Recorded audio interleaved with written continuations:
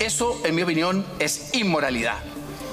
Si la oposición tiene el propósito de cambiar el régimen político, ciertamente está en su derecho de intentarlo.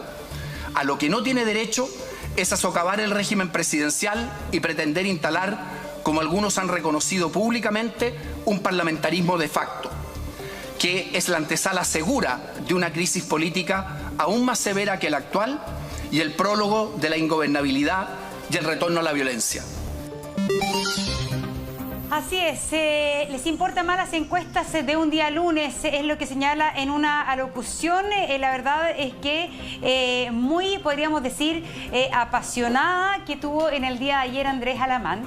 Y esta jornada fue maratónica, hay que decirlo. Pasó por distintos momentos. También hay una fotografía en el día de hoy de la presidenta de la Budilla, Kerin Van Rysselberghe, donde se replicó en varios lados, donde está apoyada en una de las paredes de la Cámara Alta y se ve, quizás un poco se trasluce el agotamiento, también la sensación de derrota de su coalición y de ella también, porque hay que reconocer que al interior de su partido hoy día la situación está muy conflictuada. Está esta entonces declaración que hizo ella hace 2 días de que también va a pasar al Tribunal Supremo de su partido a los senadores que hayan votado a favor de esta reforma.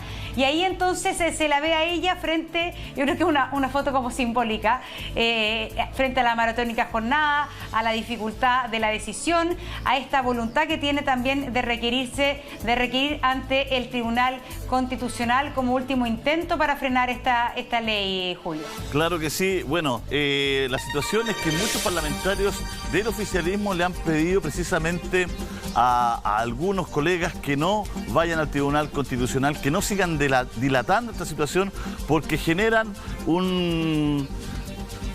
una sensación en la ciudadanía, ¿no es cierto?, que no sería conveniente. Y también van generando precisamente en el gobierno, Monse, una sensación de que esto es de vida o muerte, ¿no? Hay muchos parlamentarios del oficialismo, de gobierno, que dicen hay que soltar este 10% rápido, porque si no, lo que más se deteriora finalmente es el gabinete y el gobierno, porque siguen peleando, siguen dando una lucha que son derrotas tras derrotas. Bueno, esa es la pelea que hay dentro de los propios partidos, ¿no es cierto?, de gobierno, ¿no es cierto? ¿Cómo va a ser la situación que viene? ¿Se va a ir al tribunal? ¿No se va a ir al Tribunal Constitucional? ¿Será vetado el proyecto? ¿No será vetado por el presidente? Son las interrogantes que hay. Pero Elena von Baer ayer tuvo una intervención bastante polémica, bastante comentada, porque citó al expresidente Salvador Allende. Escuchémosla.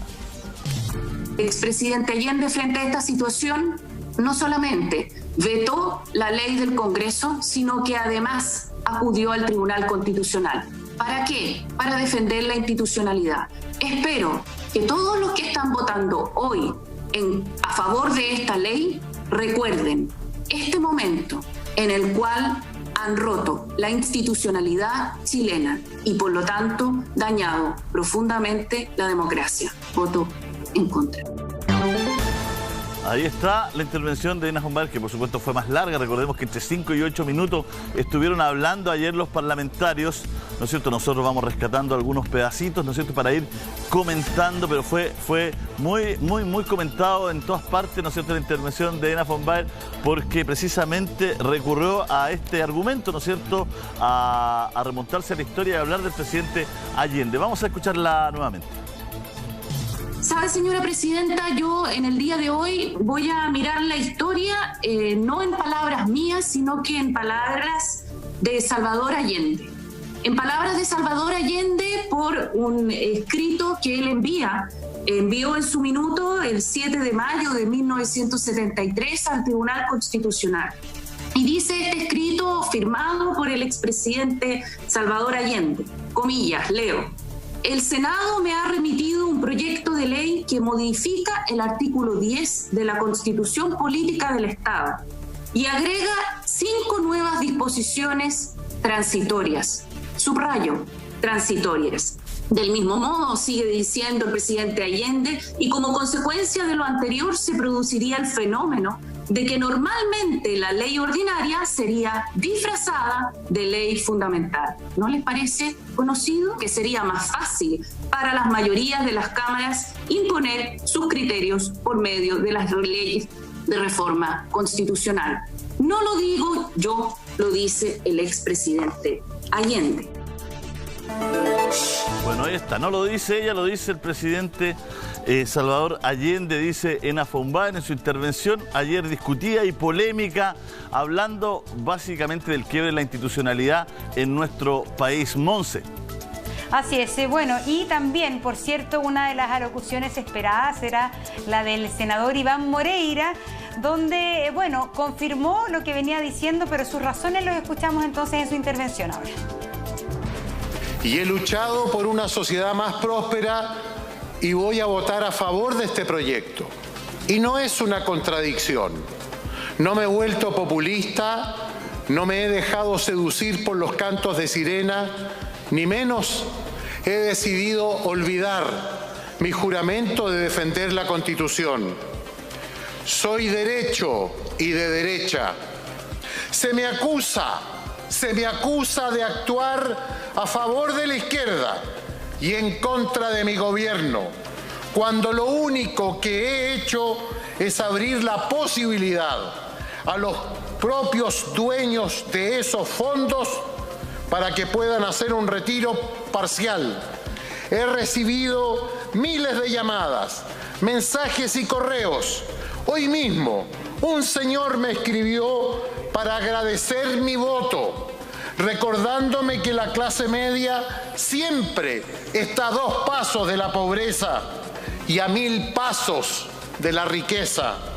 A ellos les digo, mirándolo a la cara, respetuosamente, este proyecto no es inconstitucional.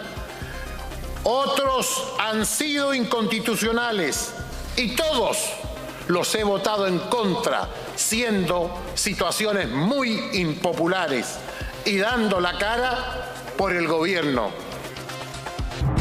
Hemos sido tratados como indeseables, sí. No se extrañe, señor. Ayer mismo se anunció que los senadores de la UDI que apoyemos este proyecto seremos pasados al Tribunal Supremo del partido. Me defenderé ante todas las instancias posibles y desde ya les aviso que podrán sacarme de la UDI, pero no sacarán a la UDI de mi corazón. Esa misma UDI, mi partido, ha sido un movimiento responsable. Hoy, y ante esta crisis gigantesca, lo único responsable es hacer algo diferente, algo humano. Hemos sido calificados como indeseables, un reflejo, la verdad, que patente de la división que vive hoy día el partido de gobierno, uno de los partidos de gobierno. Y yo creo que la frase para el bronce, todo esto, es respecto al corazón de Moreira. Me pueden sacar de la UDI, pero no sacarán a UDI de mi corazón. Recordemos que este ha sido uno de los militantes emblemáticos, la verdad, y que más antiguos de la Unión Demócrata Independiente, y que hoy día, hay que decirlo, su pertenencia al partido pende de un hilo. Pende de un hilo porque él señaló que para él era una amenaza y una presión indebida el hecho de que la presidenta dijera que podía presentar ante el Tribunal Supremo a quienes votaran a favor en el Senado. Bueno, así lo ha dicho y lo ha reiterado la presidenta de la UDI, entonces uno podría decir aquí puede ser esto un inminente quiebre, una inminente también renuncia a la UDI de Iván Moreira, emblemático de este partido. Ya recordemos que hay renuncias a ese partido en parlamentarios, en diputados que votaron a favor de la reforma constitucional, y ellos se fueron, dejaron el partido, entre ellos Álvaro Carter. Julio. Claro que sí, pues incluso se entró en la discusión la figura de Jaime Guzmán, ¿no? Quien habría sido el que escribió el artículo, ¿no? Precisamente de que los partidos no pueden obligar ¿no es cierto?, a sus parlamentarios a votar en bloque. Así es que esa es la situación de les da libertad a cada parlamentario para votar. Y esa situación hoy día está en juego en el Tribunal Supremo de la UDI. Vamos a ver qué pasa con Iván Moreira y con los otros parlamentarios que votaron a favor. Ricardo Lagos Weber también tuvo un comentado, ayer una comentada locución. Él habló incluso de amenazas. Vamos a escuchar. Hay una demanda muy fuerte por modificar el actual sistema de pensiones en Chile. Y creo que un país, después de 40 años, tiene todo el derecho y la legitimidad de plantear su sistema nuevo que no funcionó. Y quiero valorar lo que están haciendo parlamentarios del oficialismo, aquellos votos que parece que están hoy día para aprobar esto, porque sin esos votos esto no sería una realidad. El tema del tono del debate. Yo no acepto que en una democracia la forma de operar sea a través de la amenaza, de las descalificaciones, de la ironía, de la desinformación. Y no es un tema particular. El fin de semana lo pasé, me sacaron la ñoña el fin de semana, producto de mi propuesta tributaria, que perseguía básicamente que aquellos que ganan 6 millones de pesos todos los meses pagaran un impuesto. 6 millones de pesos todos los meses. Somos un grupo reducido chileno. Bueno, se entendió mal, se entendió que queríamos cobrar el impuesto a todo el que retirara. No era eso, está bien. Pero quiero decir que la virulencia del debate no va a ser sana. Y no es un tema personal. En 100 días tenemos un plebiscito para decidir si queremos una nueva constitución o no. Bueno, ahí está el senador Lagos Weber hablando también de lo que viene, ¿no? Del tono de la conversación que tiene que haber en 100 días más. Dice, hay un plebiscito y si ese plebiscito vota a prueba, decía Lagos Weber más adelante, ¿no es cierto? Vamos a tener que ponernos de acuerdo todos. Y ahí el tono de la discusión, la altura de la discusión va a ser muy relevante, Monse. Así es, hay una discusión muy relevante, pero también hay que estar atentos, Julio, respecto a la votación del día de hoy. Recordemos que a las 10 de la mañana comienza la sesión entonces en la Cámara de Diputados, que tiene que votar de nuevo porque efectivamente el proyecto que salió del Senado es distinto al proyecto que se despachó la semana pasada de la Cámara de Diputados. Entonces, hoy día comienza nuevamente la sesión. Supuestamente cuando se votan distintas, ¿cómo se llama? ¿Indicaciones? ¿Indicaciones? Indicaciones, gracias. No sé, incisos iba a decir. Cuando se votan distintas indicaciones, esa votación podría ser rápida. Entonces, que lo que se prevé es que no va a ser tan maratónico como el día de ayer y que si es que, la verdad, hay cierto acuerdo, pero también hay algunos casos en que esto podría pasar a comisión mixta y ahí nuevamente se ralentiza el proceso legislativo. Pero todo indica, pero lo que sí hay que estar súper atentos es respecto a lo que podría pasar con Mario Desbordes y con otros parlamentarios que se abstuvieron de parte del oficialismo en la votación de la semana pasada.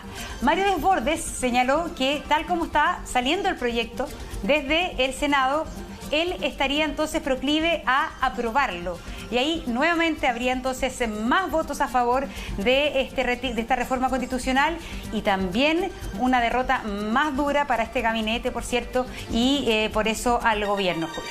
Claro que sí. Vamos a escuchar a Alejandro Navarro, senador que fue enérgico ayer y también fue muy comentado.